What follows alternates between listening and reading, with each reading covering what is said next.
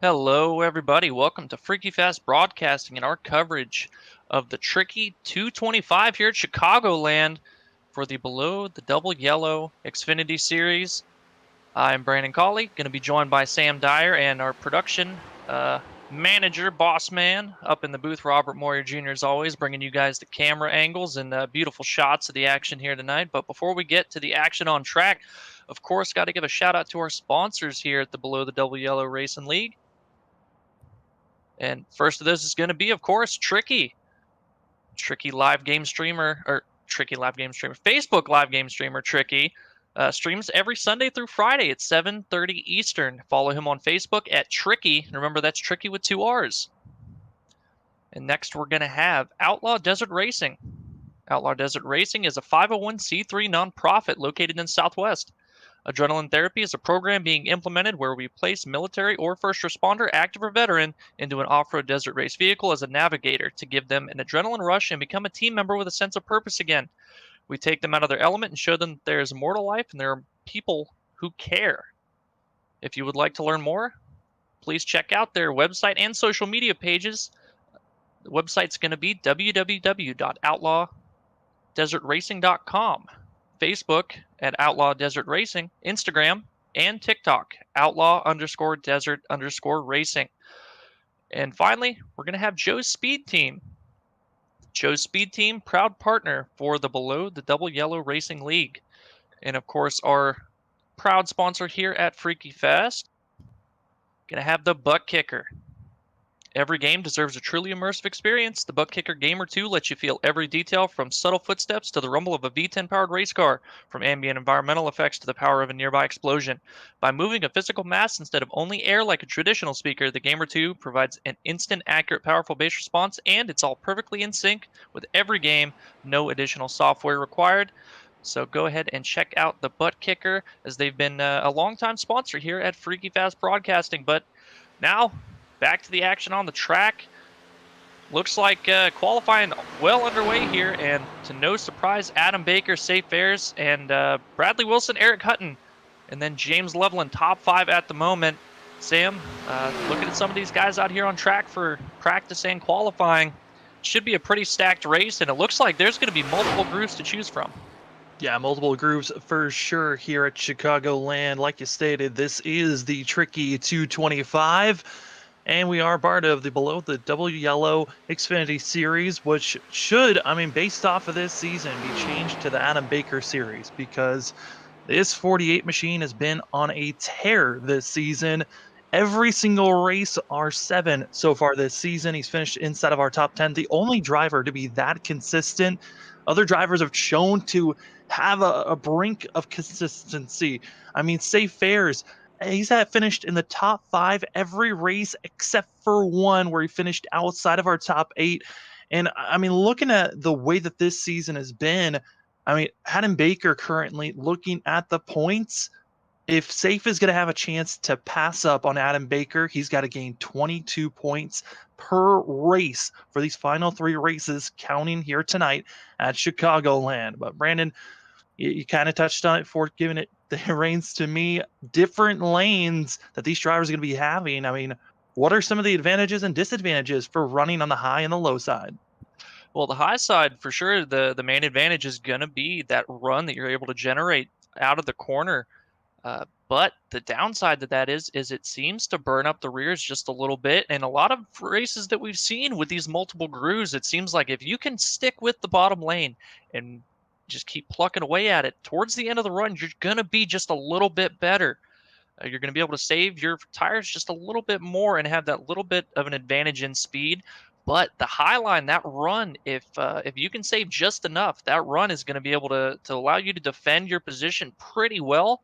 And another thing here at Chicago, especially, the inside lane in turn 3 and 4, a couple of bumps down there. If you can figure out how to navigate those well, that's where you're going to find your speed over your competitors. But if you cannot figure that out, you are going to struggle. Touching on the fact of saving tires, some of the drivers that have really shown that they can save tires quite well. James Loveland in the 56, currently in 5th place on the board, as it looks like all the drivers that are going to qualify have done so already. Just going to wait out the final minute of this. But James Loveland has shown that he can save tires. Adam Baker has shown that he saved tires. But we really didn't get to see, I mean, the track where the most recent track that we got to see drivers doing so was at Homestead 2 weeks ago, where we got to see that of Adam Baker win that race. Safe Fares have a great run, but Eric Hutton wasn't there at Homestead. So this is going to be a good task to see how well this 88 team is going to be after getting the biggest surprise last week win at Watkins Glen, coming to the white flag, stealing the victory away from Adam Baker after a little bit of a slip up coming out of turn number 11. Eric Hutton able to win. And another crazy stat after looking at Hutton, that of Adam Baker staying consistent and having a top 10 finish every single race this season. The only 2 drivers to win this season is Adam Baker and Eric Hutton. The biggest question looming over, we've got 3 races left in this season. Who could possibly be the 3rd winner of the season, or will it only be those 2? Well, looking at just outright speed, I mean, Safe Fares in the 44, he's been very quick and had a good chance to win. And then you've also got to look at the Pelican brothers. They've been very fast as well. A little bit of some miscues on their part to kind of take them out of the equation when they really had a shot. But it's going to be tough to dethrone Adam Baker and Eric Hutton, especially considering how consistent Adam Baker has been. But also now Eric Hutton, he doesn't have anything to lose. He's out of the points contention now after missing that race, and he said he's coming out here just for wins at this point. So he's going to be throwing everything but the kitchen sink at it just to get those wins. You're going to have to try really, really hard and pull something out of nowhere, really, on strategy, maybe even to get a win away from those 2. Hey, you get a win, you get a little bit of cash on the side. Because this season was so short, there was some cash thrown into all of our winners that have won so far, which that's Adam Baker and Eric Hutton that have been getting some cash money. But here's your starting lineup. Adam Baker with the pole position with his V-Speed teammate, a Safe Fares to his outside, Bradley Wilson, and Eric Hutton going to be in row 2. Row 3 going to be James Loveland and that of Garrett Wolfenberger, Wolfenberger, this is the 2nd race he's ran this season. Last week was his 1st run. Excited to see what the 31 has here at the mile-and-a-half courses. Then you got that of Kyle McGarvey, Bryant Seaborn, Jordan Shepler, and Dennis Faircloth, which Faircloth has been doing a very good job staying consistent here in the last couple of races. Well, first car outside the top 10 in 11th, Nick Gardner.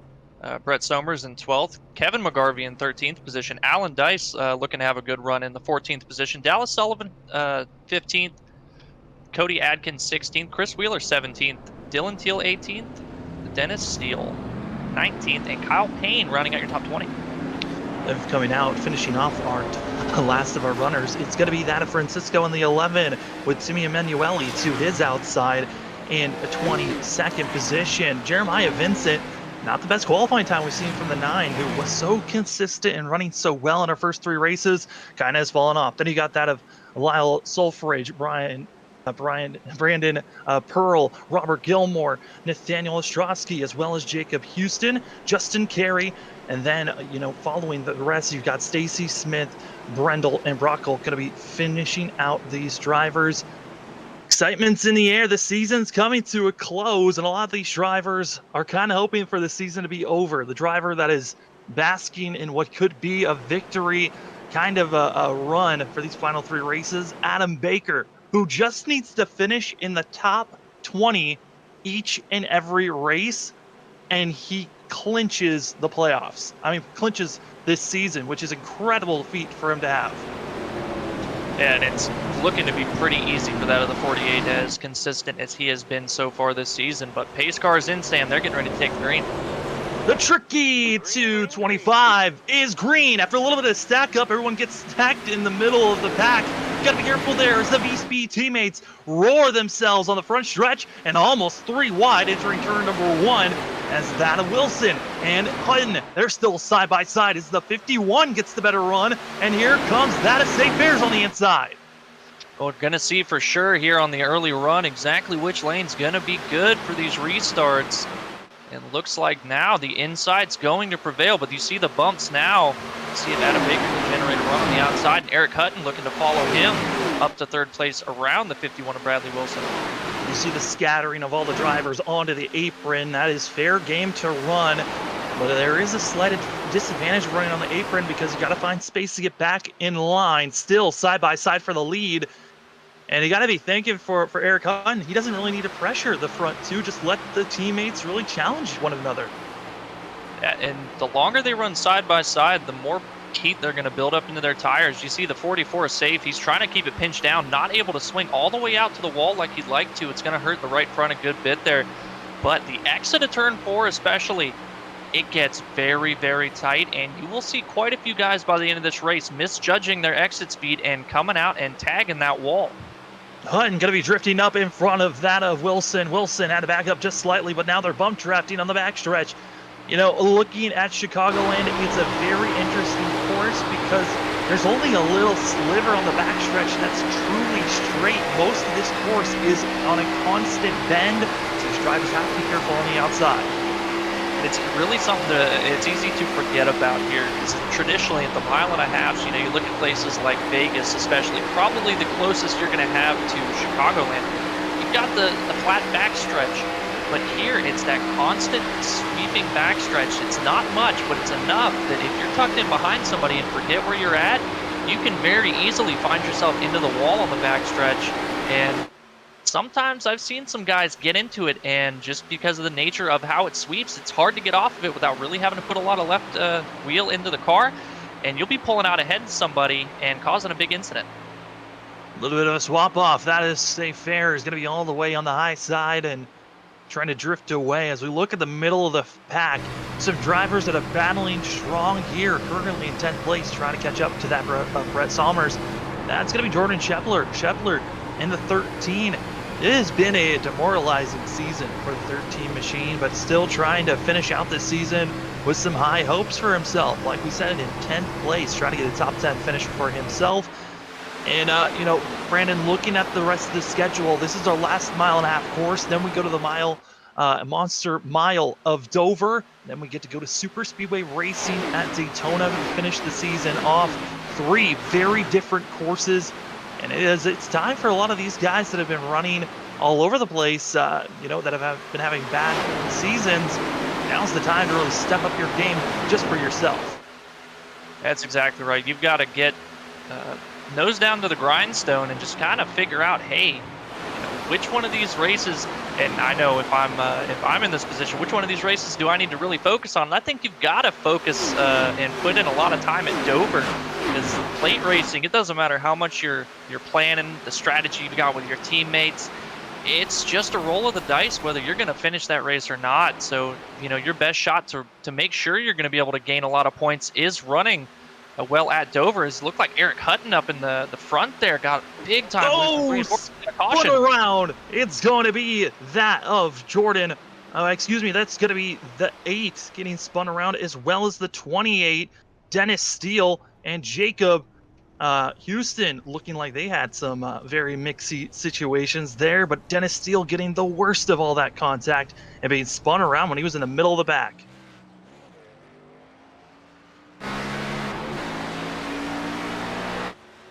Dennis Steele was having some internet connection issues. He got up into the wall, it looked like, and then got some contact made between himself and that of Timmy Emanuele, and Timmy Emanuele, as well as the 28, went around. We're going to see if this is the replay of the incident. It's just a little bit further back than this, but you're going to be seeing that of the 39 and the 28 making some contact for themselves, and drivers having to whoa up because they didn't know where the 28 was really going to be after sliding across the track.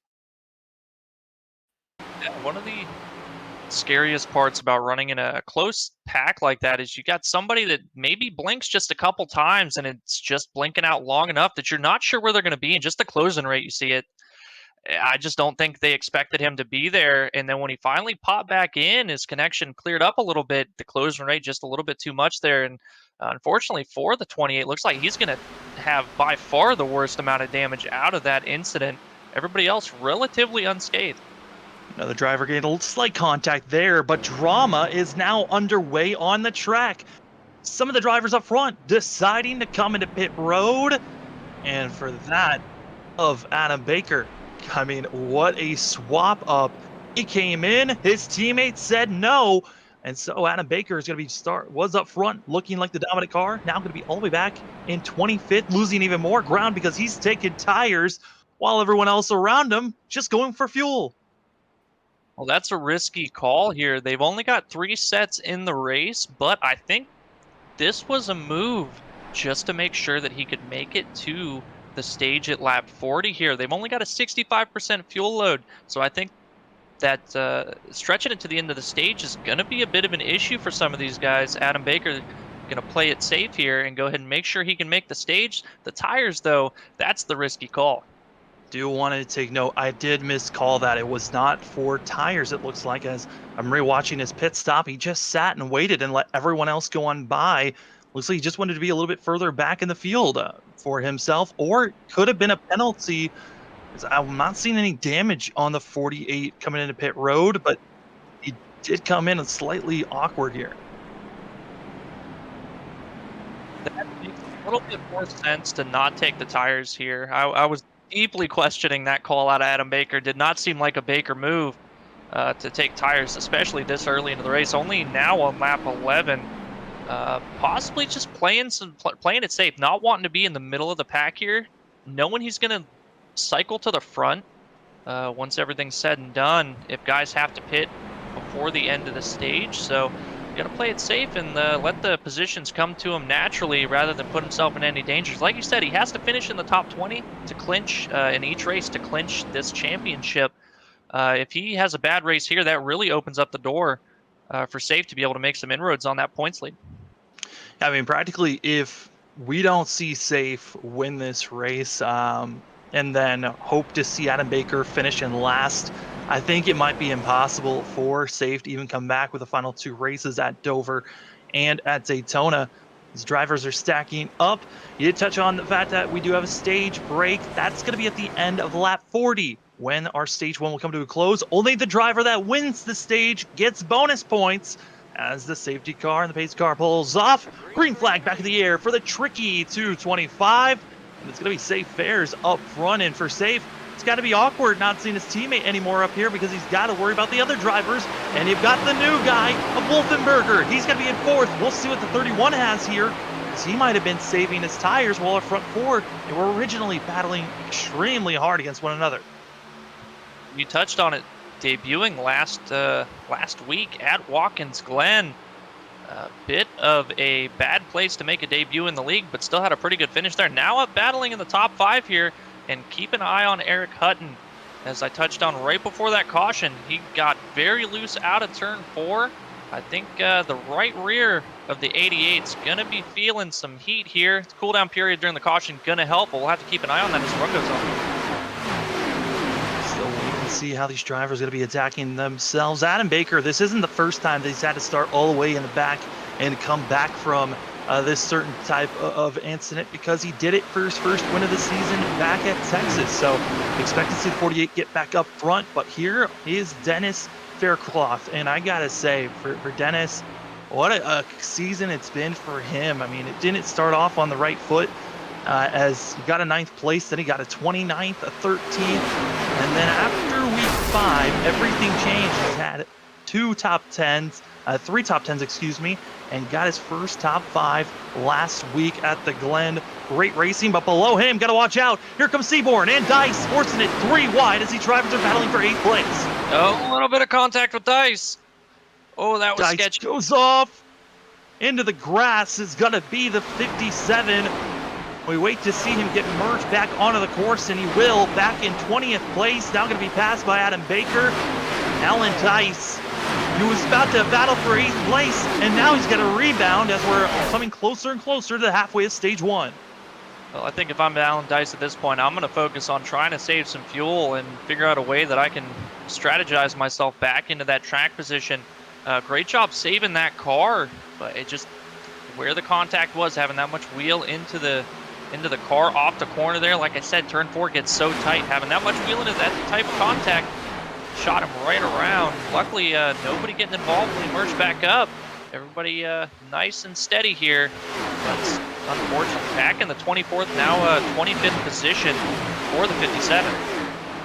And right now, still battling hard is that same position where we saw Alan Dice at. That's going to be that of Bryant Seaborn as well as Faircloth. They're battling strong, but Dylan Teal, the 19, we haven't seen him have a strong run in a while. Also, Brett Summers right on the back bumper. The battle for 8th, very close and heavy racing, and it's incredible to see these drivers that might not have the fastest car to win this race, but certainly putting on a great show for us. Looking at the runs these guys are getting, they're running a lot higher up in the track than I would have anticipated, and it's worked out so far. Ooh, it looks like Seaborn getting loose on the inside of 4. Seaborn gets loose. Teal also gets a little bit loose. Going to make contact with the 7. Everyone's scattering as it just coming out of 4. That seems to be the danger zone, though. We've seen multiple drivers getting loose, making contact with one another, and now they're 3 wide once again for the battle for 11th. These guys are really being aggressive. Everybody inside the top 10 except for them is all single filed out, but they are slicing and dicing here, not afraid to take it 3 wide and see if they can generate a run and gain a whole ton of positions at once. But it has been sketchy each and every lap coming out of turn 4. We've seen numerous guys lose the back end. Board with Francisco in the 11, and he's picking and choosing, trying to find a hole as they're still side by side, 3 rows deep. He's pushing up is Timmy Emanuele as he gets up into Teal. Drivers are so, it's got to give credit to them. Middle of the corner, making slight contact and still holding on, coming through the corner. That was a heads-up job for Teal to kind of recognize, oh man, that tire screeching sound's getting a little bit closer to me.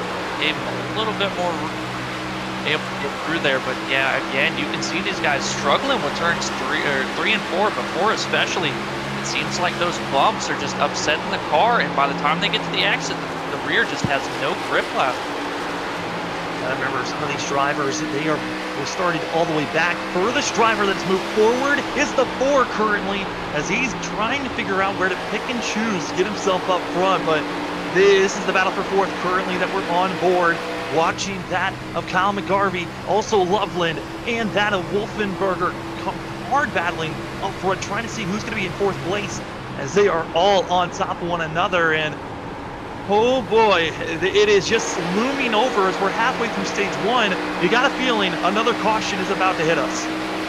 Well, driving as close as they are with as ill handling as it seems these cars are being, I think it's only a matter of time. I'm really surprised that they haven't had one just yet for the situations we've seen. Guys getting so out of shape, and some guys catching the wall out of turn 4. But you know, again, it's just credit to this league. These guys are just really talented and able to run this close together with these handling race cars the way they are and keep it all together.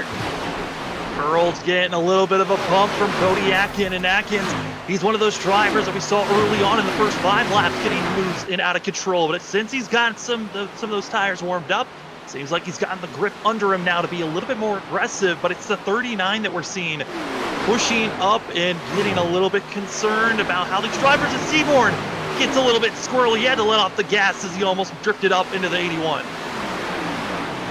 Noticed in the 39 of Timmy Emanuele, it just seems like maybe a little bit too early getting back to the gas in 3 and 4 and just keeps washing up. And talking about the 4, Brandon Pearl really struggled at Watkins Glen, was really frustrated by that race. Looking to put together a solid run here, sitting, I believe, in now the 13th position, or well, back to 15th now, but just outside the top 10, not too far out of reach. Looking to have a solid top 10 day for the 4. Yeah, 4's right there, and then don't look back behind him. Peekaboo, I see you. It's Adam Baker. He started all the way back in 28th position. He's moved up. Seaborn, though, gets out of control in the entry of turn 1. He'll come back up into the track. We stay green. Another scary situation for those drivers. Seaborn just has not been feeling comfortable or confident for himself, continuously having issues. He qualified well up in 8th place, but now back to 20th, and maybe even further back. You see also the 11. He got up into the wall and trying to make his comeback. Alan Dice still in 21st, but he's kind of figured out how to stable out at this point, but got to be careful. The driver that launched him into the grass, that was the 76. And Alan Dice, a significant amount of damage on the right front of that machine. Should be able to get it fixed under this stage here, but that's definitely hampering his speed. But he has been able to gain a couple positions here. Now looks like he's going to be able to get another one as Jacob Houston just ahead of him, catching the wall out of turn 2. And it seems like the tires have reached their tipping point. Not a lot of grip left on those tires. Guys seem to really be struggling to keep the car down. And seeing some guys, more spinning and sliding.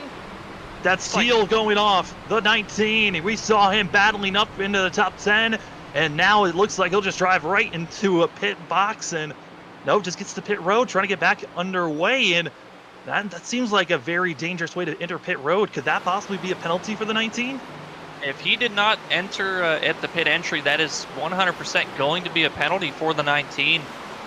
It's kind of something you have to train yourself to do. You want to get to the pavement as soon as possible, but if you end up in the grass, you've got to just keep going through the grass and try to re-enter the track as safely as possible. I don't know if that's something the admins are going to be able to clear for him because it was a result of a caution, or not even a caution, but just a wreck. So they may clear that for him, but it definitely will be a penalty.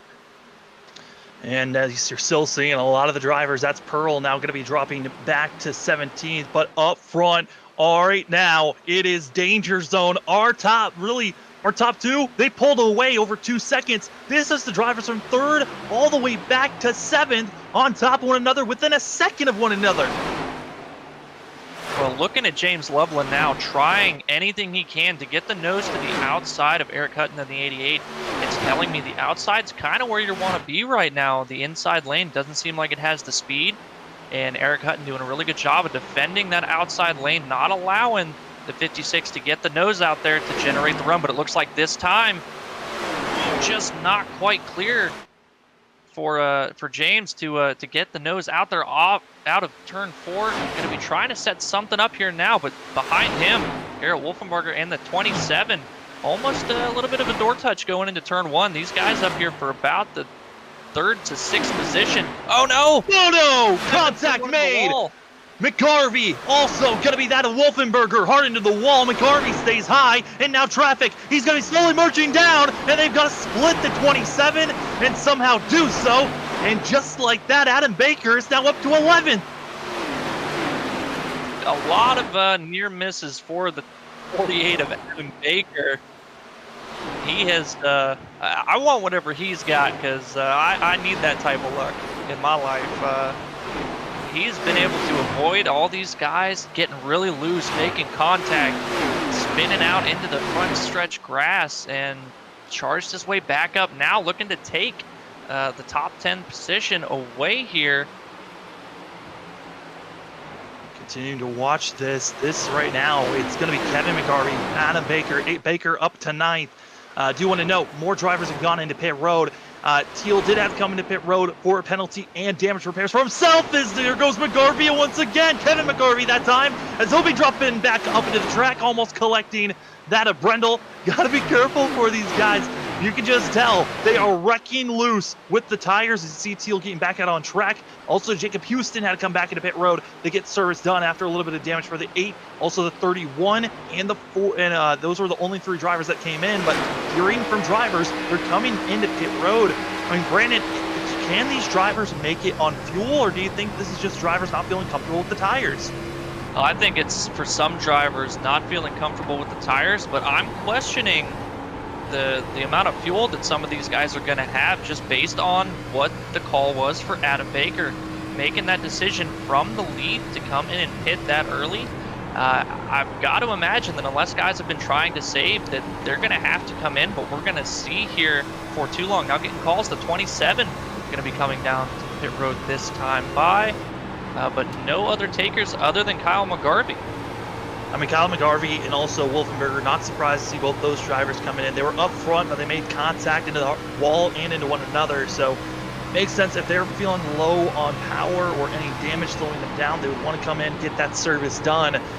But man, it's been a while to see these drivers, as looking at some of the drivers and where they've been running.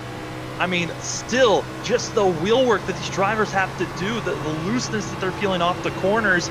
This right now is Bradley Wilson. The best run he's having right now. He's right on the back bumper of St. Fair's as they're coming to 7, now 6 laps to go when they cross the line. Bears is absolutely working this, but Wilson doing the exact same thing. It is an issue through 3 and 4. I have to see exactly what Safe's going to be feeling in the car there. How little wheel put into it. He seems to burned up the right rear. They're having a big issue with the right rear. I mean, Wilson is practically dirt tracking it on the exit, turning right to go left. It's a little bit dangerous, but these guys are having to figure out how to straighten themselves out at turn 4. And maybe it's just because of the setup, the way that it was made for the longer run. But this is a handful, and it is very dangerous for these drivers because we've been seeing Wilson do it twice now in a row, where he really has to crank it to the right side off the exit. And if you have to keep on doing that, you could be finding yourself overcorrecting and sending yourself into the outside wall. Extremely dangerous. This is something to watch out for once we go into the end stages of this race. But for stage 1, we are 5 laps to go in this one. Well, what I just saw out of Bradley Wilson going through the front stretch, saw him and Safe both cut the front stretch onto the flat there. I'd be staying off of that. And I think I'm getting the call that Safe Fair's may be coming into pit road this time by. Orr's coming in. Wilson going to follow suit. Oh, they're going a little bit far. Got to make sure you get into the pit box properly. As both of them able to get onto pit road, but that was very dangerous. Got to be wondering if penalties are going to be given to them, but that now gives the lead to Eric Hutton. And now he's also got that of Nick Gardner as they're on top of one another. Got to watch out. Loveland also up there with them, but for Loveland, I mean, he's already pitted. He's trying to unlap himself as he's the first car that pitted before everyone else. This could be a great call from James Loveland that came in 2 laps ago. Well, Eric Hutton losing the road. Loops it around and now completely perpendicular with the wall, completely backwards now. Eric Hutton, massive mistake under pit road. Brett Summers has to get by as the 88 finally gets himself back around. It's going to be Nick Gardner. He'll be staying, trying to give some room to the 56. But Gardner now has to think about coming into pit road. Where's Adam Baker? 3rd place currently, but he's got a wall of cars in front of him that he's got to figure out how to get by. And this really plays into Adam Baker's hands because he's going to be able to come in under this caution for the stage and to have the freshest tires in the field. And that's even more of an advantage for somebody who seemed to have been lights out on pace for the rest of the field all season long. Under green, lap 30 was the last time to come into pit road. That means that this is the battle for the lead to see who can make it to the end. Both drivers pitted on the caution. It's Jeremiah Vincent going up against Adam Baker as they are now going to duel it out to see who can win stage number 1. As we're coming to the white flag at stage 1, got to give it to Vincent. He's looking pretty solid for himself as Baker, our producer, touched on it in our ears, but Baker did tap the wall a couple of times early before that first caution, so he was getting the damage repair done. That damage could be hurting him here and his hopes and chances to win stage 1. It very well might. He's not able to make any type of a serious run at Jeremiah Vincent so far.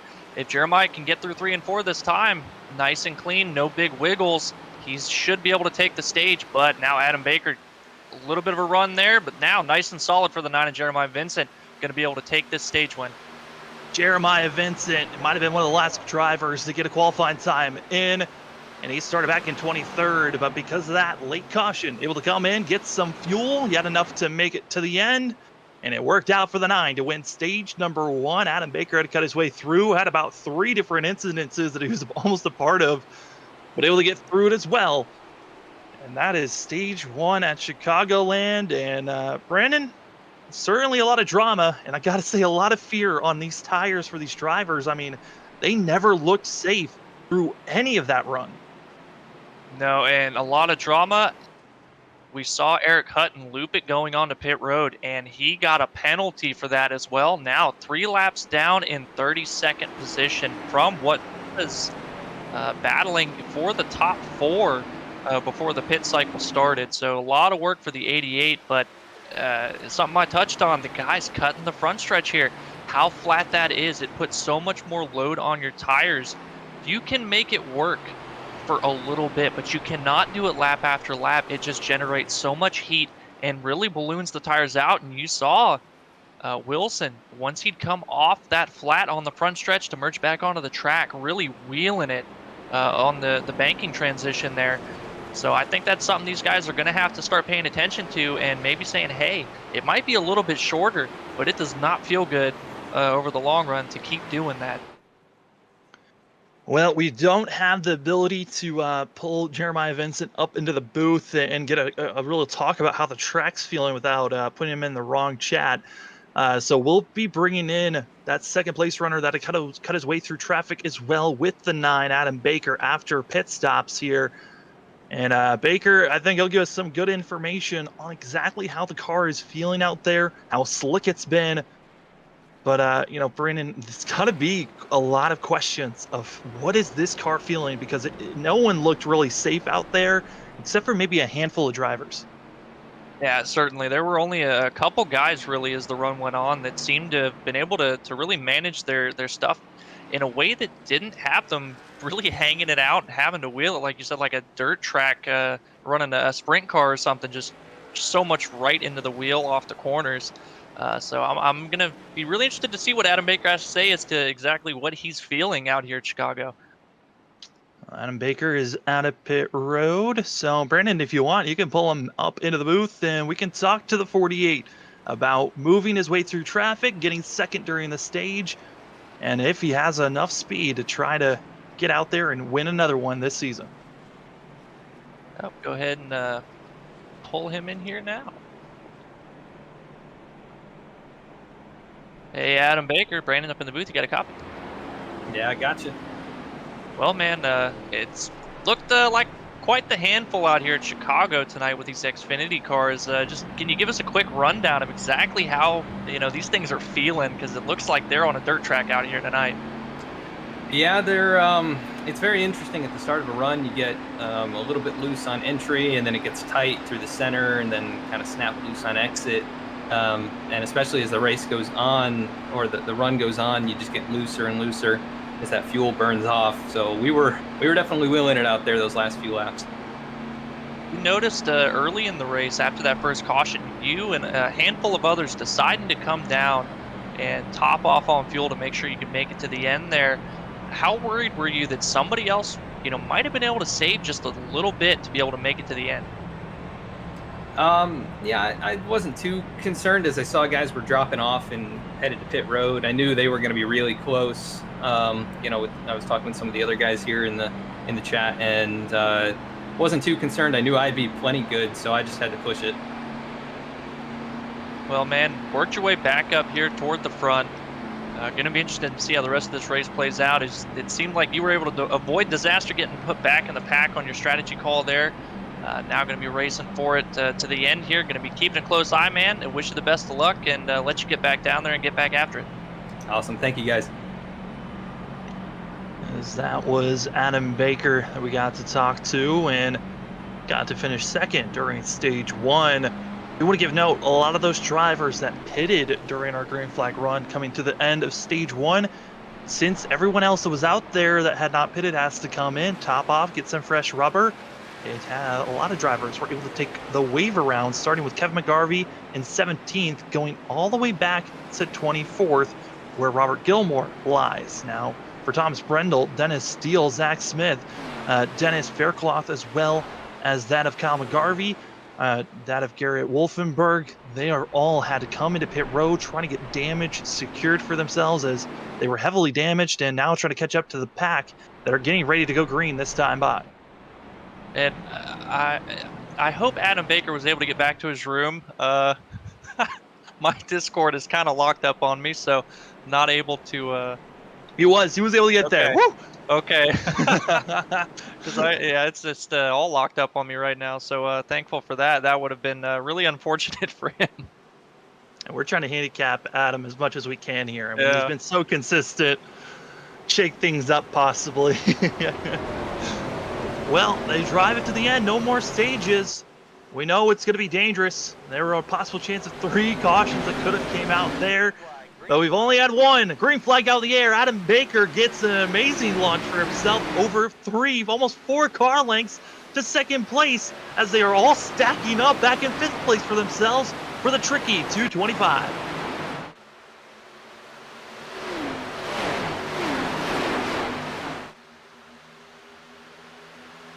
As the drivers all get onto the back stretch, we're seeing here, I mean, this is Lyle Solfridge. Haven't seen the 70 up front that often this season, but he also is going to be having the driver that was second for most of stage 1. It's going to be that of Bradley Wilson, trying to figure out how to get by some of this lap traffic. Jeremiah Vincent currently in 3rd place, and you might be wondering, where is Safe Fares? He's all the way back in 14th. Older tires, as he did decide to pit and get some fuel for himself, but he's going to have to do the same thing Adam Baker did, cut his way through traffic and do it the hard way for the 44. But this certainly is going to be a tall task for himself. As I'm not sure, do we have, Brandon, are you back? I am back. Yeah, my Discord finally decided it had enough. I had to reboot it, but I am back up here. And yeah, talking about Bradley Wilson, again, one of those drivers that decided to take fuel only on this stage caution as he'd taken tires not too long ago. Now, looking at the front here, Cody Atkins making a bold move on the 9 of Jeremiah Vincent. Got very, very close out of turn 2, but now battle side by side for 3rd and 2nd position, as well as 4th and 5th behind them. Adam Baker just kind of gapping the field at this point. I mean, he already immediately took off to a half a second lead, and with the battle in side by side, just continues to pull away. Gotta be wondering how those tires are going to feel for the 48 later on in the run, but currently using all that fresh rubber now and doing a great job. Cody Atkins, though, I'm concerned for the 81. He looked extremely loose after about 5 to 6 laps on those tires on the last stint we were on. Got to keep our eyes out for the next about 5 laps. How is Cody Atkins going to react with drivers to his inside? Especially with the loose condition we've seen. As I touched on at the top of the broadcast, it seems like running that high side, you can generate a really good run, but it puts so much extra load with the speed you have to carry just to kind of stay even with the guy inside of you that it really wants to burn up that right rear, and you need that right rear if you want to be able to get a good drive off the corner. And talking to Adam Baker, that's what everybody seems to be struggling with right now. Loveland getting a little bit tight, trying to hold steady on the low line, but it just seems like through the center off, he seems to push up into the 81, and the 81 gets loose, losing time, had to let off because he was going to get into the outside wall, and that's going to be costing him another position. Instead of battling for 4th, he's back to 6th. Carrying a good run through 1 and 2 this time. Oh, getting loose again. Going to open the door for Dallas Sullivan, but Sullivan backs out of it. So Cody Atkins going to be able to hold on to that 5th position, but if the tires keep giving up like that, keep stepping it out, it's going to compound itself, and it's going to be a lot bigger issue. We will see the 81 dropping back multiple positions by the end of this run, but so far still pretty decent pace up here, really comparable with Cody Atkins now, Bradley Wilson up to the 3rd position. Only a couple hundredths off that of the 51 is Cody Atkins. I mean, Cody Atkins, last time we started to see a lot of drivers getting squirrely. Atkins was the first one to show signs of loose sensations with the rear end. And then the rest of the field started showing a lot more of issues as behind them, right into the outside wall. The 22 of Chris Wheeler going to be 4 wide. As that is Safe Fares has to get by, but the 22 absolutely clobbered the wall coming out of turn 4. And losing ground, and that right side damage is going to be hurting him a lot because it just seems like the aero package needs to be almost perfect if you want to have a good run here today. It's such a lot of speed that you're carrying out of the corners that you rely on that aerodynamics of the car to help you generate your straight line speed. And if you are down just a little bit, especially at the end of a run where you're really going to be relying on that run out of the corner, it's absolutely going to hurt. You can't kind of rely on just the sheer grip of the tires and carry more center speed as you can on the later part of the run. So damage is definitely not going to hurt you too much on fresh tires, but if you even have a wrinkle, at the earliest opportunity, you got to come in and get every single bit of that fixed as much as the team will get fixed for you, and hope that it's going to keep you somewhat close to the guys that have good cars. Stay steady, boys, stay steady. You're running a little close to one another, but still able to hold strong as we're running on board with the 14 of Nathaniel Ostrowski. Ostrowski certainly getting a good picture, but that's believe.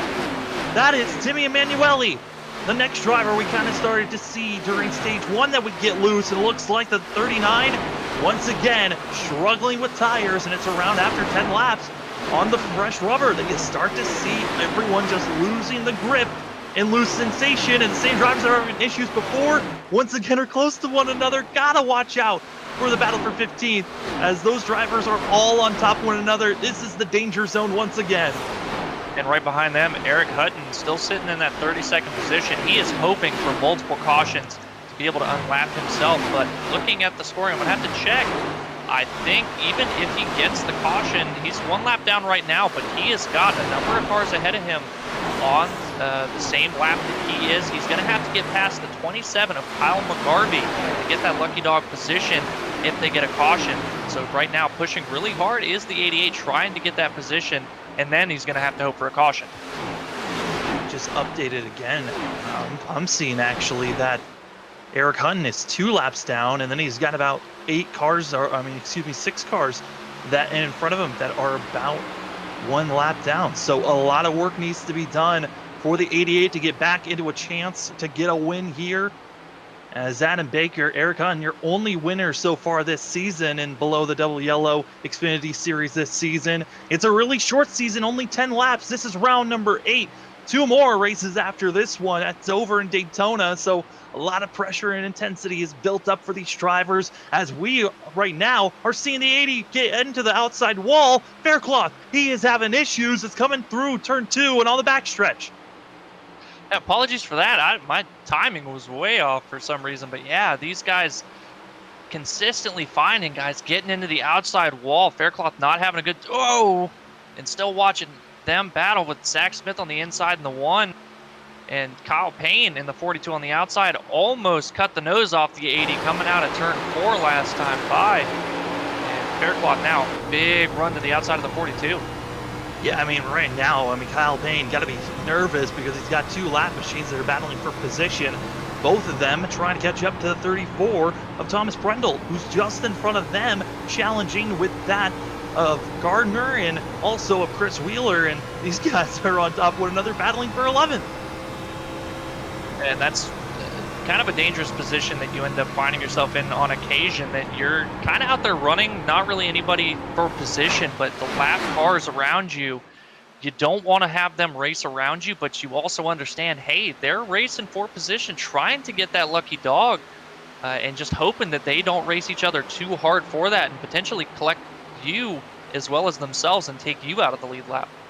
Nick Gardner was kind of one of the drivers I wrote down as a driver to watch for here tonight.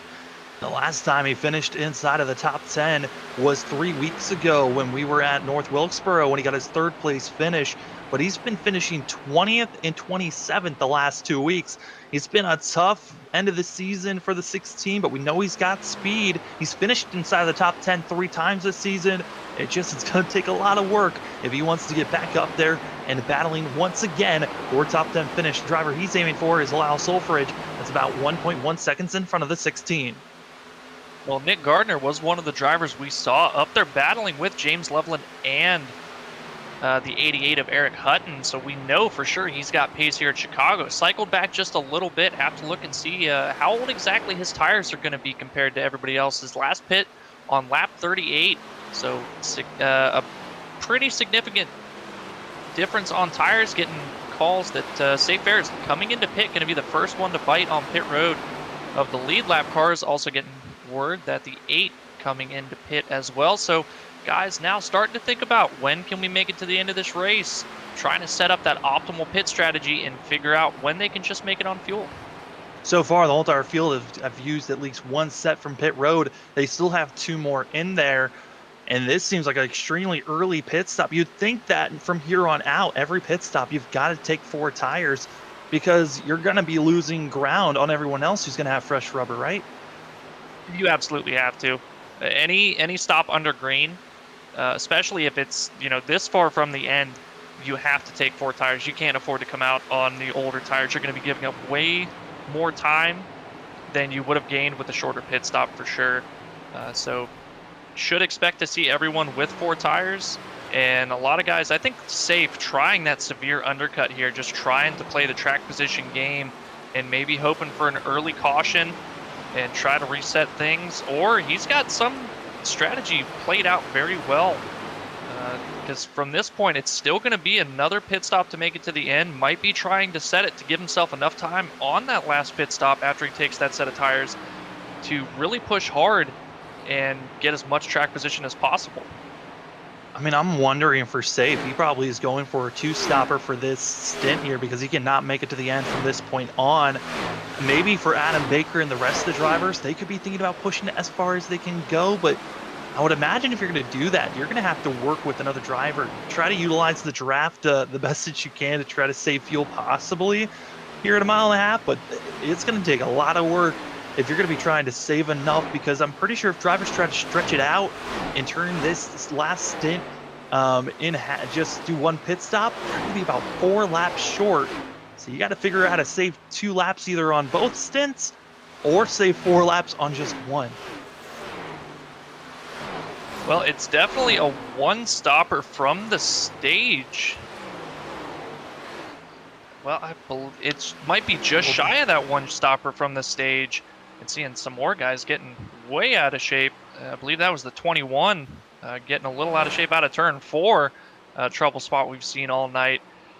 But it looks like to really get that 1-stopper, you've got to make it to at least 74 laps to go and kind of cut it right in half. But that's the max that you could possibly go based on what we saw guys running for the first stage. About lap 38 is what I'm estimating that at. So it's possible, but you've still got to do a little bit of fuel conservation and keep any attempts at a green-white checkered in mind as well. Well, it's green-white checkers, and also for those drivers that stretch it out to 38 laps, they had the caution pace laps to try to save fuel then. So they had an opportunity to save another lap and a half of fuel. And that's why I'm thinking these drivers are going to be about 2 to 4 laps short. If they're going to split this thing in half, it's going to be extremely close. More drivers coming to pit road. Ryan Seaborn dumping it into pit lane. Dennis Steele looks like he's having some internet woes. Not officially out of the server yet, but he's been blinking out. Also, another driver that's been blinking out, that's going to be that of Lyle Solfridge, who's in 9th place, looking for one of his best finishes this season. A lot of drivers got to be concerned that they're going to be having these issues that you really don't want to have coming to past the halfway marker of this race. If I'm going to have an issue, especially with my internet, and end up disconnecting or something like that, I want it to happen at the beginning of the race. I don't want to have to slog through, 119, 120 laps, then have something happen and I end up getting disconnected. And now Dennis Steele, having lost server connection to the server, so heartbreaker there for Dennis Steele, was looking to put together a pretty solid run here tonight, but finding some trouble early on, and now internet woes adding on top of that. Another driver having some issues. Brian Seaborn caught speeding. He locked up the brakes, slid through the line, and he was caught going about 10 miles an hour too fast. He'll now be getting green and getting going. But just like how we saw that for Eric Cutton, 3 laps down for the 76, and we'll see if we can get one of those laps back, but he's going to need multiple cautions as well if he's going to be getting back into the mix of things. But looking at some of the drivers that are a lap down, a lot of the drivers that qualified well in the top 10. I mean, we've got ourselves with safe fares. He had made a quick early pit stop, so he's the first car 1 lap down. But if a caution comes out, he'll have to take a wave around, which will put him in a deficit for himself. Then you've got that of Kyle McGarvey, who is currently a lap down, who started in 7th, great qualifying time. Eric Hutton, who's 2 laps down, qualified for 4th. Then you got Seaborn, who just got caught speeding. He qualified in 8th. And then that of Garrett Wolfenberg, He's 6 laps down, but qualified in the top 10. I mean, that is incredible to see that some of the drivers that qualified well, obviously the race pace has not been there for them, and racing luck as well not there. And you got to imagine, I'm pretty sure the amount of laps down for the 31 is just due to trying to get a lot of that damage fixed. Involved in a pretty significant incident earlier on in the race, got some heavy damage, trying to get that fixed, falling multiple laps down.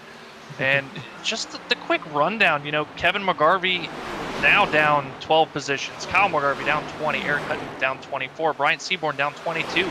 A lot of these guys that you see normally running up to the front just having a bad day of it, and green flag pit stop certainly striking bad for at least 2 of them so far. We talked about Dylan Teal getting his penalty, did not get that waived, so he is 5 laps down now on pit road. Looks like currently in the 31st position, down 13 positions from the start of the race.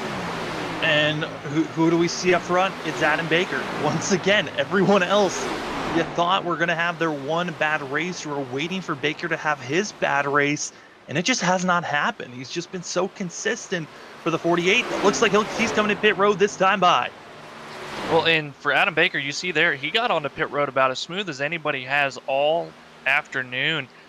And a lot of that has to do with the fact that nobody's really close enough to him on pace that he has to, you know, try to get that little bit extra. He can back up his entries a whole lot, not take too many chances. And that's been the difference. If somebody can find the speed and get the pressure on Adam Baker, like we saw last week at Watkins Glen, Eric Hutton able to put on the pressure, caused that one mishap, that one mistake from a very solid Adam Baker that we've seen all season, coming to the white flag, resulted in the 48 finishing second, Eric Hutton able to take that win away from a really dominating performance by Adam Baker. And I think if somebody can find that speed, get to the back bumper and stick with him, you can force those mistakes, force him to overdrive a little bit, try to get too much on pit entry, and that's going to be the difference. That's what you got to do to beat Adam Baker. Also, the timing of these pit stops. Adam Baker was only able to go 33 laps for himself, undercutting, recognizing he's probably going to have to make another pit stop after this. So let's set myself up. So if I have to pit early, I've got enough time to try to climb up and make some more passes as Jeremiah Vincent continues to stay out. Got to wonder if he's going to have enough time to try to run down the 48 here, or if this is going to backfire by staying out for too long. Well, with what seems to be at least another pit stop, it's not the worst thing to stay out and try to run just a little bit longer. That 1 or 2 extra laps that you can put out over the nearest guy that has come in on you. Looks like Jeremiah going to be coming in this time. Oh, no, just letting one of the quicker cars, Jordan Brockle in the 84, go by with fresher tires there. Caught me slipping just a little bit, but it makes a difference. You got to think that's 2 extra laps that you can try to stretch out. And it's on this run, 2-lap fresher tires. You can push a little bit harder, where Adam Baker and a lot of these other guys that have pitted sooner are going to be falling off before you for sure. Sometimes, and I've seen it quite a bit, the guys that end up staying out longer, it just cycles back around to them and they find themselves right back at the front. A little bit swirly there. You saw the nose. It wiggled on the car that we're on board with. Chris Wheeler, do want to give note. Entered pit road, coming, sliding, locking up, actually did a complete donut on the entry of pit road. The 22 did not get caught with any penalties, but because of him wrecking before getting to the line, costing a lot of time for himself. And that's another driver that was up in our top 10 that has had issues entering pit road. I mean, what is so difficult about Chicagoland's pit entry for these drivers? Well, it's a mix of a couple things. We're already seeing and talking about how loose these guys are as the run goes on, but then you've got to try to slow the car down, which is going to be, on the banking, it's going to be having the weight shift to the rear end. But then as they make that transition off the banking to the flat while putting the wheel into it as well, it's really wanting to upset the balance, and that's why we're seeing so many guys having to really get on the brakes hard, stepping out. So many issues getting onto pit road. It's just that transition in the tire where it just culminates in a really horrifying feeling, trying to slow down enough to get onto pit road but not give up too much time and just over slowing yourself. I think the approach you've got to have here is you got to afford to you got to be able to give up just a little bit getting onto pit road to make sure you don't have a mistake and give up a ton in the long run. Another driver caught speeding on entry. That's going to be Dallas Sullivan. And also Vincent into pit road. You see him there as the 70 comes into pit road, comes in his box. And it's looking like it could be that, and it is. Safe Fares pitting extremely early than everyone else.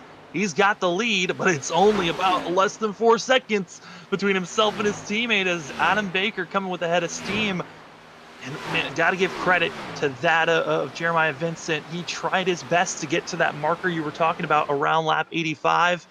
Wasn't able to get to that mark, just a little bit short for himself. Yeah, just a little bit, but that extra couple laps, it's going to help a ton, especially if he gets a caution late in this run. May be able to save enough fuel to make it to the end. But I'm looking at the way things have shaken up here, Sam. Safe Fares inheriting the lead, going to be making a pit stop not too long from now, as he was the first one to come down pit road. But Adam Baker sitting in second. James Loveland only about half a second behind Adam Baker, now trying to navigate some lapped cars. Should not have much difficulty doing that, as he will be clearing them here before the exit of turn 4, looks like, to follow Adam Baker along. But James Loveland rebounding pretty well, able to find himself now after the sequence in 3rd position, but also talked about Bradley Wilson still sitting in 4th, and Cody Adkins in the 5th position as well. And a quick update on Jeremiah Vincent coming out after all that, cycled back around to the 6th position. And it looks like he is 10 seconds, almost 11 seconds back from our race leader of Safe Fares. Safe Fares right now, probably aiming around lap 90 to come into pit road. It's another car coming into pit road. That's going to be Pearl making a stop here. Just seems a little bit early. I think he already had come in, so this is going to be his 3rd stop. Surprised to see the 4 coming in once again. A lot of the drivers already took their 2nd set of the day from pit road. One more set left in pit road for these drivers. And I'm going to throw out a crazy scenario. We know Safe Fares is going to pit early. Adam Baker also, we know, is going to pit around lap 105 to 110. That's going to be about 10 laps to go. And for Jeremiah Vincent, he's got the fresher tires. He can try to gain up and gain time. He might think about going with just a fuel-only stop, and if a late caution comes out, he could be just coming in and getting himself 4 freshies, while the rest of the field, they'll have to come in to get fuel to make sure they're good for a green-white checkered attempt. Well, Sam, I just went over some numbers in my head here, and as we are right now, Adam Baker finally getting to the back bumper and making the pass on his teammate of Safe Fares. I believe another 3 laps for Safe Fares, he can come down and pit, get those fresh tires, really stretch out a gap. He may be able to hang on, and he'll make it to the end of the race, but he may be able to hang on just long enough that Adam Baker's not able to get back to him with the fresher tires.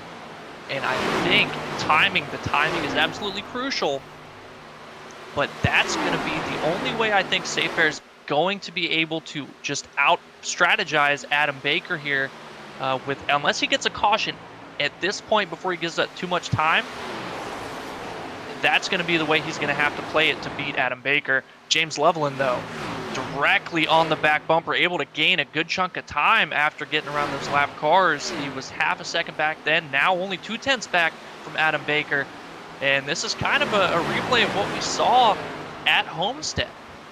Yeah, I mean, exactly. Loveland, the driver that was able to hold on and have the fresher tires at the end of the day because he was so good at conserving those tires and went with the strategy of staying low at Homestead so much. Loveland's staying in the middle ground, not going down to the white line, but staying about a groove higher than that. It's Adam Baker that we're going to be questioning where he wants to place himself. Also got to be thinking about that dirty air. How is it affecting the 56 nose, and how is he going to be able to adjust here? But yeah, I like what you're talking about, the fact that Safe could pit. He'll have the fresher tires, get that gap out over everyone else. But I think for Baker, also for Loveland and all those that are around the 44, you have to pit within 4 laps. Oh no! 27 into this 44. Safe Fares going into turn 1. Looked like Bradley Wilson made it 3 wide. I don't think Safe knew that it was 3 wide and stuck his nose to the outside of Kyle McGarvey. Disastrous for Safe and Kyle. Yeah, Wilson just came over the radio. His spotter never told him he was 3 wide, so he was expecting a little bit more space where there wasn't. And Safe is not happy with Bradley Wilson. Oh boy, and we're going to go to a mile and a half next week. That might be a place to get a little bit of revenge from. Yeah, definitely not happy with Bradley Wilson. You can't fault too much, really, anyone. I mean, Wilson was coming with the fresher tires there, and lap car slow, Safe a little bit off pace with his older tires, and Wilson just saw the gap to the bottom, knew he had the rubber to make it stick, and just a bit of miscommunication, not knowing that you were 3 wide, causing that issue. Just unfortunate racing incident. I feel the frustration. I understand the frustration, but I think when Safe goes back and looks, that might feel a little bit different as to who's to blame. Oh boy, here comes Vincent, faster tires, and I want to give credit to Vincent. When he came out of pit road, he was about 10.2 seconds back from the leader, and he is now about a little bit under 7.5 seconds is the difference between the 9 and the 48. And a great recovery for Jeremiah Vincent that decided to stay out as long as he could, which was an extra 5 laps that he put on himself.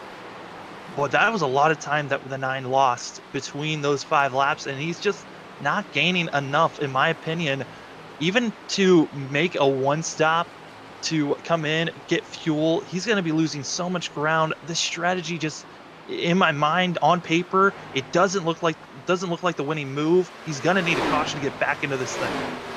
I think that's exactly right. The only way this works for Jeremiah Vincent is if he can make it on fuel. Otherwise, having to come in into pit, he's going to gap and re-inherit the lead. He's still making time over Adam Baker, but he's going to have to make it on fuel. Otherwise, when he comes into pit, Adam Baker, again, like we saw the last green flag pit stops, he's just going to leapfrog him again.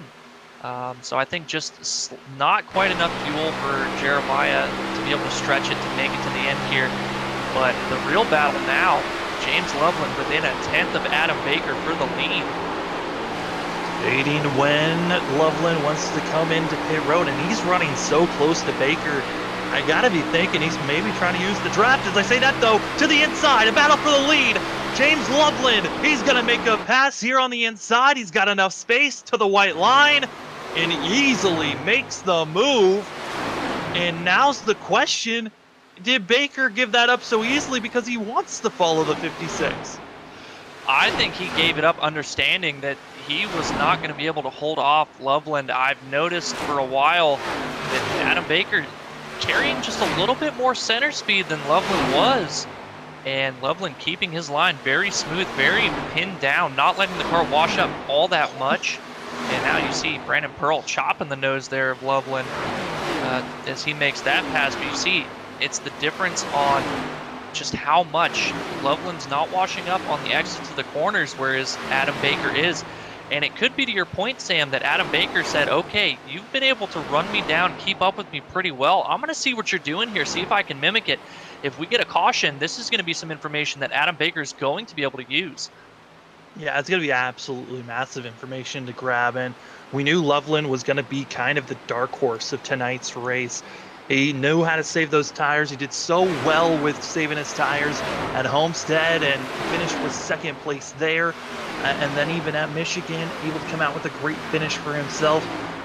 It's just one of those things where Loveland just comes out and shows the field, hey, I've got some speed to show off to you guys. Just here, wait, when the tracks matter about tire wear, the 56 will be up front and someone to watch out for.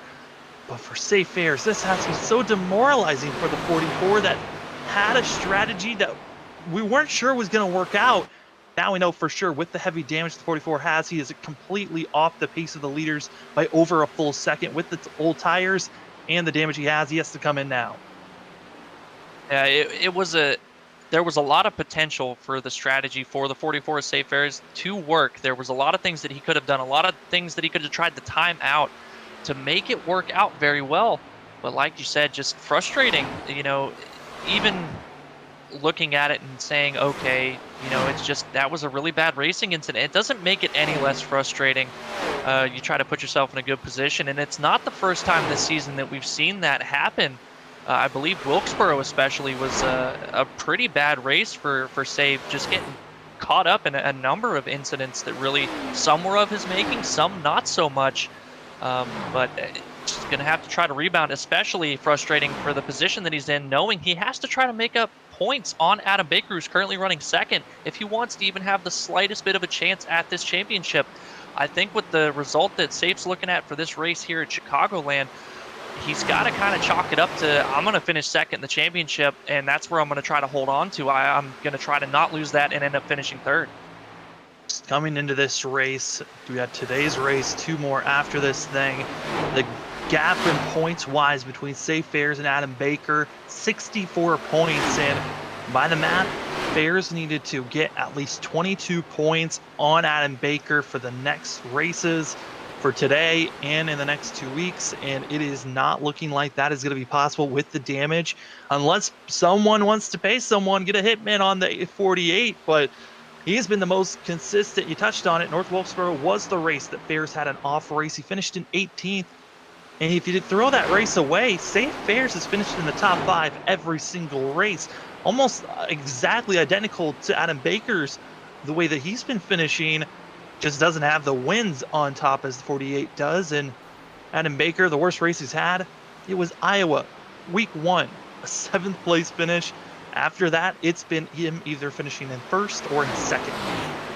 Well, the leader's coming in to make pit stops now. Adam Baker getting a little bit, like I talked about, he's having to push his entries now. Almost a big mistake for the 48. Able to close up on the back bumper of James Loveland.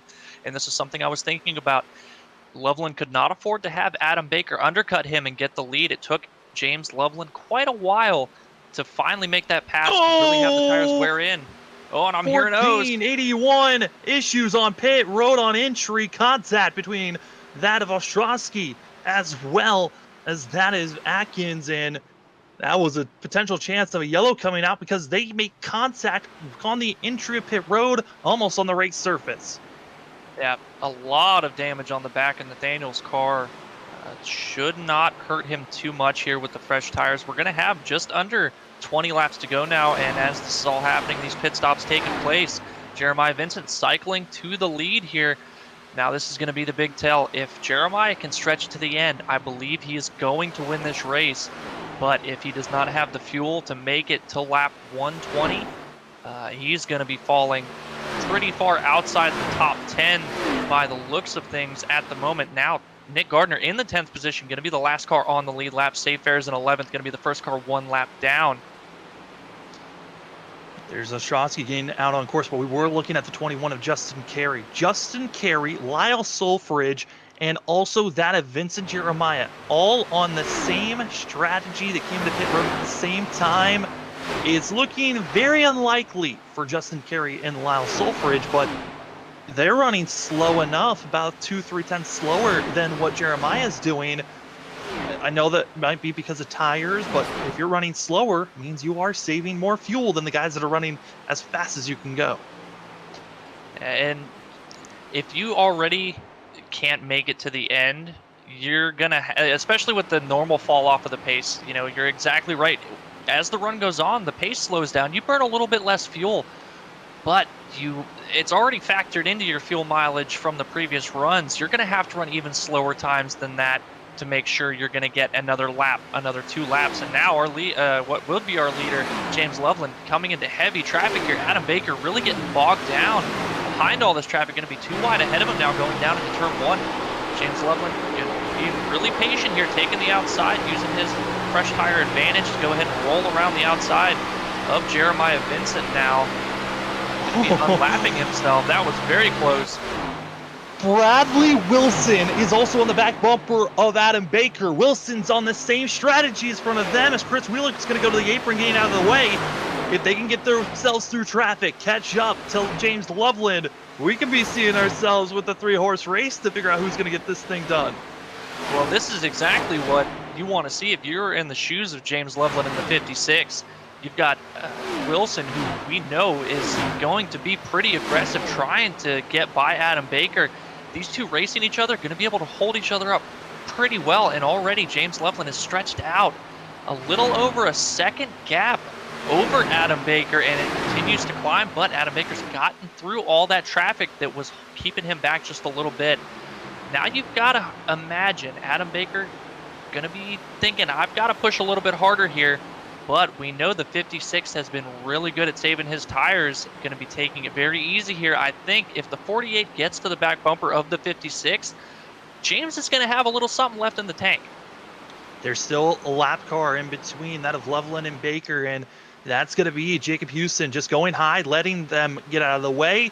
The difference between the drivers currently that are running 4th and 5th is a little bit under a full second, but these are the guys that have already pitted. We know they can make it to the end, and they're now going to be getting by that of Lane Sulfridge because he'll go high and giving up space. He'll have to come into pit road here shortly because I don't think he can make it to the end, hoping that this was a net gain by staying out, but those pressure tires just so important for a lot of these guys currently.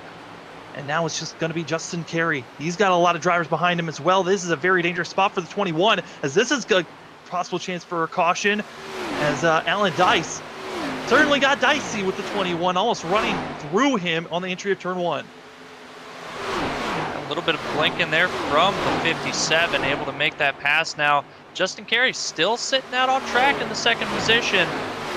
Looks like he's 15 seconds back from Jeremiah Vincent, though, and the pace difference last time by, well, we'll have to see what it is this time. Last time was about 5/10 to the favor of Carey. This time by only a 10th. So, I mean, the pace has fallen off quite a bit, but man, I'm just wondering how much fuel they're saving running this slow. I mean, if they continue at the pace of about a 1.5 seconds off of what Loveland's running, the gap is big enough for Jeremiah Vincent to win this thing by about 5 seconds. But that is backing down your pace and hoping that you've done enough to save enough fuel. If he's going to make it, he's got to go about 41 laps on fuel on a run, and we have not seen anybody go that far. As you can see, he's shutting it off, clutching it, trying to save fuel any way possible, and we've seen the 9 do this before. It didn't work out before for himself, but he certainly is going to try this again. Can Jeremiah Vincent save enough fuel as we are now 9 laps to go here at Chicagoland? Well, you guys are looking at Jeremiah Vincent. I'm still watching the battle back here for James Loveland, Adam Baker, and Bradley Wilson. And Adam Baker is being incredibly aggressive getting through this lap traffic. Almost had a big incident with the 13 of Jordan Scheffler going into turn 3. Almost ran him flat over with the speed difference there. Now Jordan Scheffler on pit road. But the difference between James Loveland and Adam Baker really has not changed very much. Still stagnating at about a second difference between those two cars. And if Justin Carey and Jeremiah Vincent cannot make it to the end on fuel, this is going to be your battle for the lead. And they're just trying to run their race at the moment. And if they can't make it, then they've got a chance. But if they're able to make it somehow, they did everything they could. It's over 2 seconds. It's over 2 seconds now. Jeremiah Vincent needs to pick up the pace just slightly if he wants a gap, because he's running too slow to win this race. But James Loveland's looking good. The difference still just under a second, about 9/10 between that of Loveland and Adam Baker. And Justin Carey, he's done such a great job. But you can see that of the 56 coming very quickly on the 21, under a 1.5 seconds between 2nd and 3rd.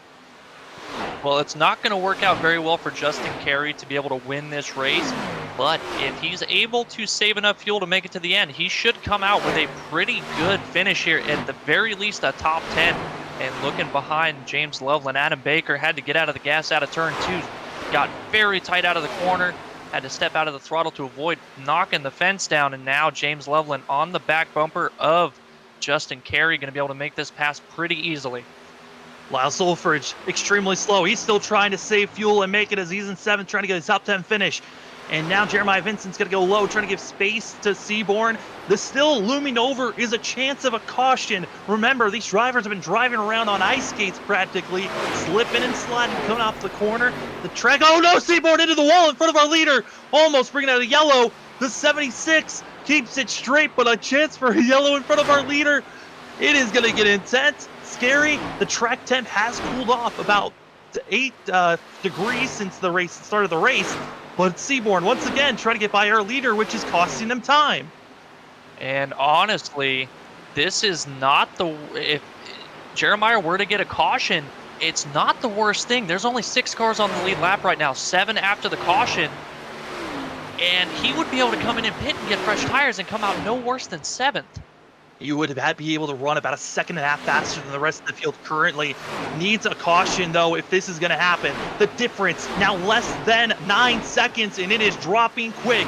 4 laps to go, and now drifting up. You can see the tire wear. It's just getting worse. With the more lap traffic trying to unlap themselves, the more pressure is going to be on the 9 to not run optimal positioning or setting himself up. You just see the ticker. It's going down lower and lower. James Loveland, he's on a fly mode because Adam Baker's nowhere close. It's looking like we're finally going to be seeing our 3rd winner of the season. No longer Eric Hutton, no longer Adam Baker. Could it be Jeremiah Vincent, or will it be James Loveland as coming through 1 and 2, 3 laps to go, and the difference is less than 7 seconds, almost less than 6 now.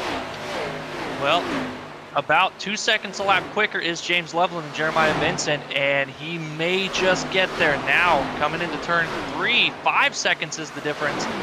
2 seconds a lap at 6 seconds with 3 laps to go. We might be coming down to a photo finish here if Jeremiah Vincent is able to hold on with the fuel, but now coming across the line, going to be under 4 seconds.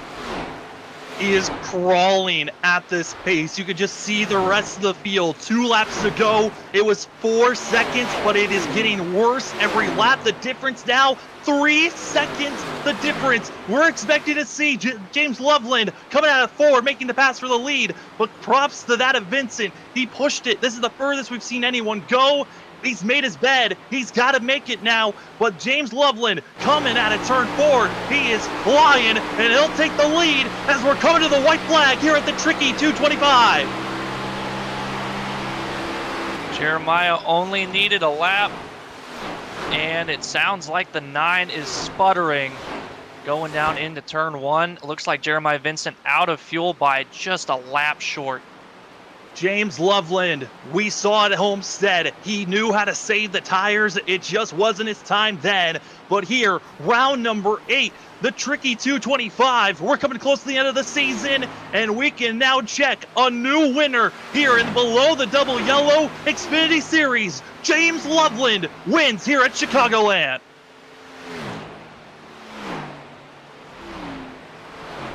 I mean, what a brilliant call by the 56, saving fuel. Instead of trying to stretch it an extra lap, keeps himself with the same marker as that of Adam Baker. And what the real key factor was there, James Loveland went in, it was just clean air, and he was following Adam Baker, able to save those tires cleanly. And then once he got out of pit road, lap traffic got out of the way of the 56, and it was a chore for Adam Baker, who burned those tires and could not keep up with that of James Loveland. James Loveland here at Chicago. I mean, Brandon, what a call by the 56. Got to give credit to the 9 of Jeremiah Vincent, able to finish 6th place for himself after puttering along, and he's still just puttering along for himself, trying to get around the course. Well, talk about Jeremiah Vincent able to stretch it as far as he did. Justin Carey finishing 4th out of all that, coming away with a very solid top 5 on that strategy, as well as he was saving fuel for a long time. A little bit slower than what Jeremiah was, but it made that little bit of a difference in the 2 positions. They're able to hold on to the top 5. Bradley Wilson 3rd, Adam Baker, though, finally, like I talked about, somebody able to put pressure on Adam Baker, almost forced the mistake onto pit road during green flag pit stops, but timed it perfectly, was patient, saved the tires just enough, and at the end was able to stretch out the gap to take the win. Being our 3rd winner this season, it wasn't Adam Baker, it wasn't Eric Hutton. Great job from James Loveland becoming our 3rd winner this season. Adam Baker, though, he is still on a 7, counting this race, 7 streak of finishing either 1st or 2nd. Absolutely incredible on the consistency we've seen from the 48, and also continuing the streak of finishing inside of the top 10 for every race this season. Great for him. For Justin Carey, the brilliant call to stay out, tried to do the same thing as Jeremiah Vincent, did it a little bit better than the 9. That is his first top 5 of the season. Congratulations to Justin Carey, who's been so close 3 times this season, but finally breaks the top 5. What a great race this was. We'll be talking to our top 3. That's going to be Bradley Wilson, who will have a good chat on how 3 wide action with him, as well as Safe Fares and others, as well as Adam Baker finishing in 2nd place, and James Loveland, our winner here tonight. We'll be right back in just a few.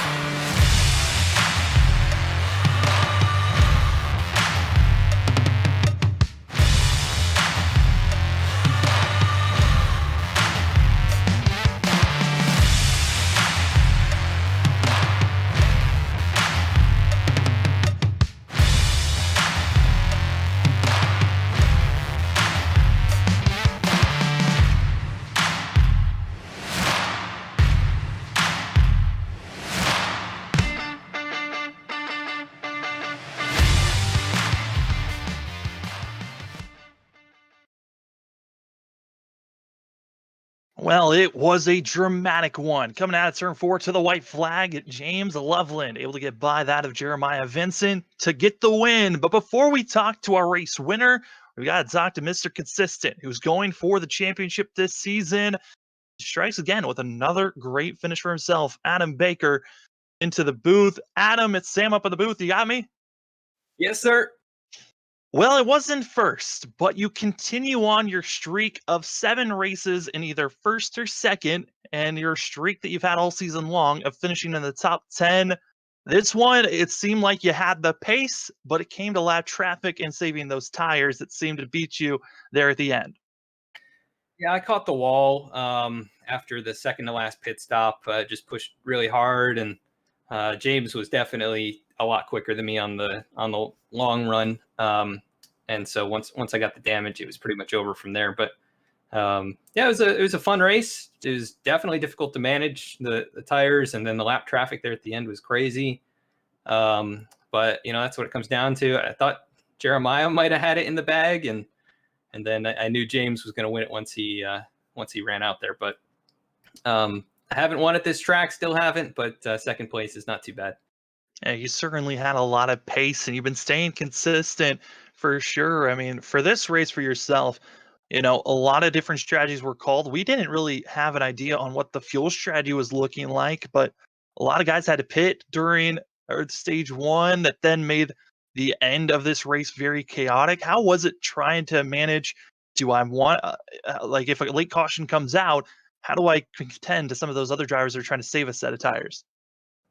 Yeah, there wasn't going to be any contending. The fall off was really bad. So if anybody had a set and it came down to like a 5 or 10 lap shootout, it was over for the rest of us. But yeah, I was just trying to push as hard as I could, knowing that if that opportunity happened, it was going to be out of my hands really.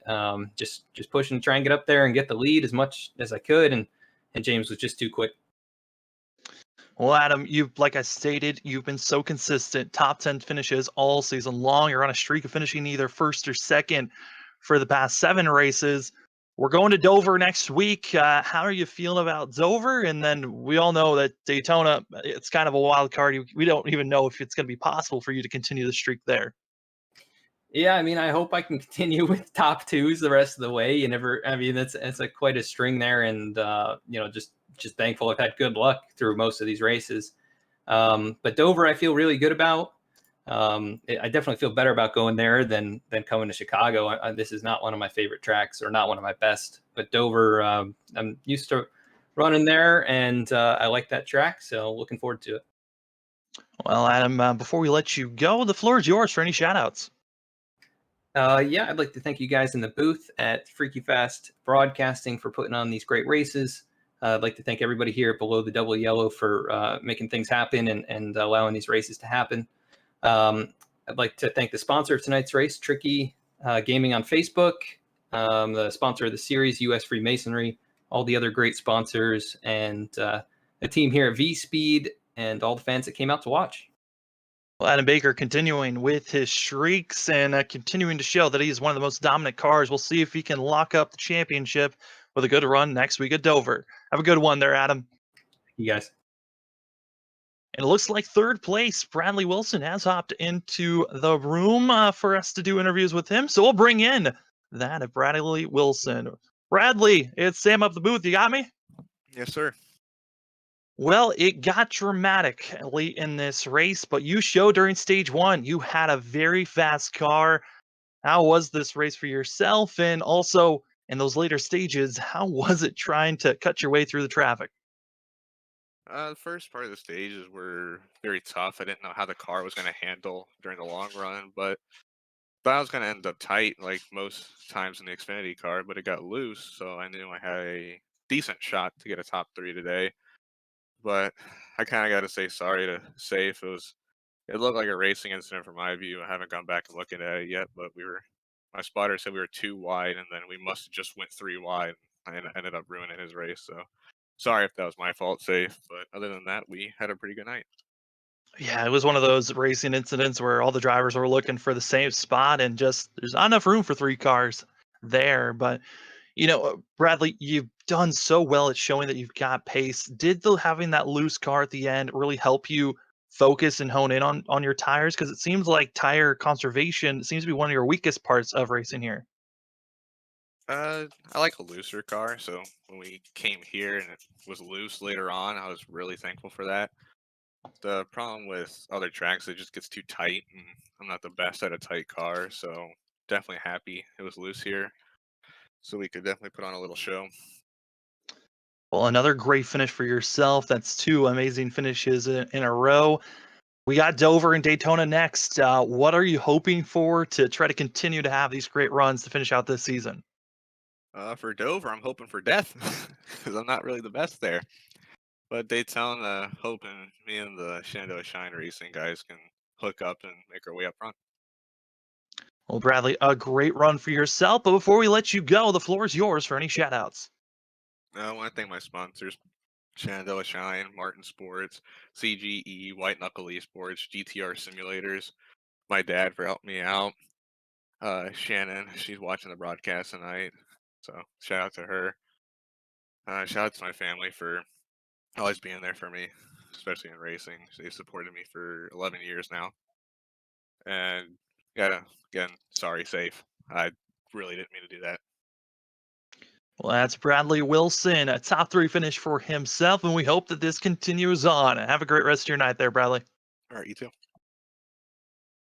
Well, we were waiting for it. Who was going to be the third driver to get a win? It was James Loveland after a little bit of tire saving and being able to be the best car on the longest run. We've got ourselves James Loveland up in the booth. James, you got me? Yeah, I got you. Well, you're now the third driver to get a win. It took 8 races for us to finally someone to beat Adam Baker, Eric Hutton. How does this one rank over this season? Pretty good. Finally got to spoil one of these guys' races. Yeah, I just played a really smart race today. I was racing my own race. I wasn't worried about them, and turned out well for us.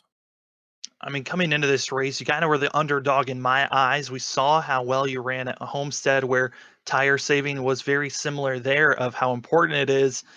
And we just saw the longer the runs went on, the faster you were compared to everyone else. I mean, what helped you here tonight to save those tires and be so quick late in a run? Yeah, I think just being loose and changing lines kind of helped me. Some guys were probably going into the corner too hard or maybe too early, and I was doing it just right, and I was getting those good runs off the corner. Um, Adam actually had a pretty good run. He just managed to hit the wall there towards the end, and I took advantage of that situation. Well, James, this was a great run on your part. We're going to Dover and Daytona next. How are you feeling about those next two tracks? Big fan of Dover. I actually really enjoy that racetrack. It's fun, very, very hard, difficult racetrack, which is in my wheelhouse. And then Daytona, anything could happen. Just go out and have some fun and see what'll happen. Well, James, before we let you go, the floor is yours for any shout outs. Yeah, shout out to you guys for the broadcasts. Always do great broadcasts. Love watching them every week. And shout out to Adam and those guys at V Speed. Little announcement: I will be joining their Cup team next season. So it, it'll be fun to race with those guys. They're a great group of racers, and I look forward to them for the rest of this season and on to the Cup season. A quick Well- question, James. Are you bringing those guys over to Saturdays? I don't know. I have to ask them. Tell them to go ahead and stay here on Mondays. That's all right. A little bit of competition as Brandon races on our Saturday night broadcasts and getting some V speed in there. A little bit of competition for Cat 5. That'd be fun to watch. But James, a great race here tonight. Congratulations on your win and have fun celebrating this one. Yeah, thank you guys. As that was James Loveland winning here tonight, becoming our third winner of the season, finally breaking the streak of it only being Adam Baker and Eric Hutton for so long. But Brandon, what are some of your final thoughts? Well, it was an awesome race. It's a lot of fun to see, guys actually out here having to wheel the car and deal with a loose race car and, to get some green flag pit stops, play some good strategy. And it's always fun to see guys, coming to the end. Man, is he going to be able to make it on fuel? Sometimes it's just able to eke it out with just enough before you start sputtering. Other times, like tonight, unfortunately for the 9 of Jeremiah Vincent, just a lap too short. But regardless, still came away 2 good finishes for the guys who were trying to stretch it, and you can't ask for anything more. Plus, somebody finally having something for Adam Baker and Eric Hutton. Always a fun time to see somebody else added into the mix on speed. Well, the points have just been updated. Adam Baker's points lead is now up to 78. And for the final 2 races, Safe Fares needs to gain 39 points per race. This season, I think, is pretty locked up because I don't think there is any way for Safe to gain that many points. With the amount of drivers that we've been seeing showing up week after week, we're going to need a big surge of drivers to show up and for Baker to finish last in all those races and for Safe to win our final 2. But here is your final results of tonight's race. It's James Loveland, Adam Baker, Bradley Wilson, Justin Carey, Nick Gardner in your top 5 with Jeremiah Vincent, Alan Dice, Nathaniel Ostrowski, Brett Sommers, and Cody Atkins, your top 10. The rest of the field certainly had a lot to deal with as we scroll through. A lot of drivers were not able to finish out this race. But again, thank you, Brandon, for being up in the booth. 2 more races here for below the Double Yellow Xfinity Series. Dover, Daytona, a lot of drama to be seen as some drivers a little bit angry at one another. You never know what the Monster Mile is going to give us. And for us here tonight, we'll hand it over to Robert to finish out the call. All right. Thank you, Brandon. Thank you, Sam. Wow. Great action-packed racing. I loved watching racing like this. This was come down to fuel mileage. That 9 gave it everything that he possibly can. And, unfortunately came 1 lap short of getting the victory here tonight at Chicagoland Speedway. But you know what? He tried it, and it didn't work. This is the second time he tried it, and it didn't work. So we'll see if he tries it at Dover. Maybe he can find some strategy there and bring home the victory, as it's been so close for that number 9. I also want to give a shout out to James Loveland, man. Great racing there, and Adams and everybody else in this bunch. It was great fun action here at Chicago, the Windy City. Speaking of the Windy City here at Chicago, tomorrow we will be live with Evolution Racing League, as we're going to stay here. Me and Brandon, he's going to his hotel, I'm going to my hotel. Sam is going to be heading off to the West Coast, as we are going to be live here tomorrow at 7:20 with ARCA cars, and Evolution RSR Cup Series at 9:20 here at Chicagoland. But until then, hopefully everybody has a great Monday night. We will catch you Tuesday. Until then, God bless everybody. We love you all. Peace out. Bye, everybody.